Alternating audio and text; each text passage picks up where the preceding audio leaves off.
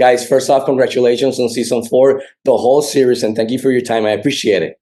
Yeah, thank you. Thank you. Love Puerto Rico. Anthony, first off, thank you for giving us one of the best live action villains of all time. Just amazing work from top to bottom. So I'm curious to learn which are some of your all-time favorite villains, personally, and secondly, what do you think audiences after 4 seasons can get enough of your own villain, Homelander? Okay, easy answer. I am obsessed with Joaquin Phoenix's Joker. I thought it was amazing because it was such a different take. I haven't seen the second one, the Joker Ode Foley or whatever it is, but I have seen the first one and I adore that. Thanks for your kind words as well. It's really it's humbling. I think you know the reason why people love the character is because it's built. It's a real person. And that's why I love the Joker thing, to relate it to. I'm not relating myself to that because I think he's a genius, but it's relatable because you know why he is what he is, and I think that's what people expect from villains now.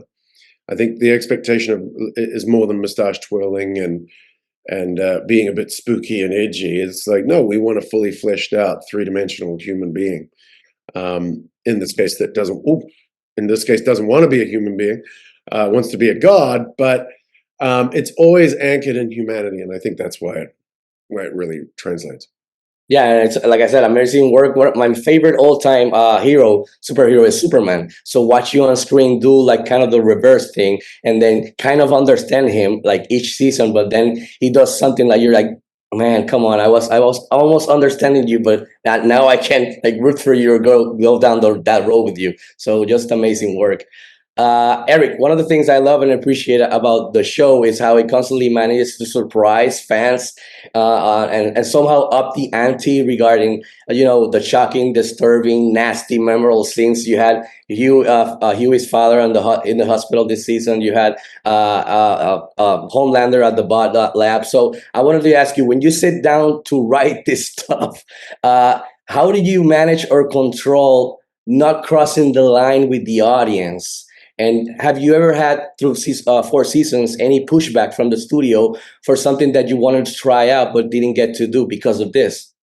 No, to answer your first question, I mean, look, I think we spend a surprisingly little amount of time talking about the shock of it, actually. What we spend almost all of our time talking about is character and thematics and reflections of what we're seeing in the real world, and for us, it's like we spend all of our time getting like psychologically buried and stuck into these characters. What makes them who they are? What do they need to go through? What demons do they need to face? Like in Huey's perfect example, like he needed to grow up. And he needed to become the adult rather than the child. And so we all, or many of us in the room, had the issue of ill parents in their lives. And what we call in the room is like, you superfy it. You take a very real human thing, and then you apply this one little slippery banana of superpowers, and you get this sort of metaphor that is this reflection of our world. So I think the reason people, still go for it is because we don't try to top it. We just try to dig into the characters and make sure that the story is as, surprising and emotional as it can be. And then that other stuff is just frosting. And no, this studio network have never pushed back. Oh, that's amazing. And I love the whole political angle for this latest season. So that's, we got elections coming up. So guys, again, thank you for your time. I appreciate it. And congratulations on season 4 and the whole series. Looking forward to season 5. Thank you so much, man.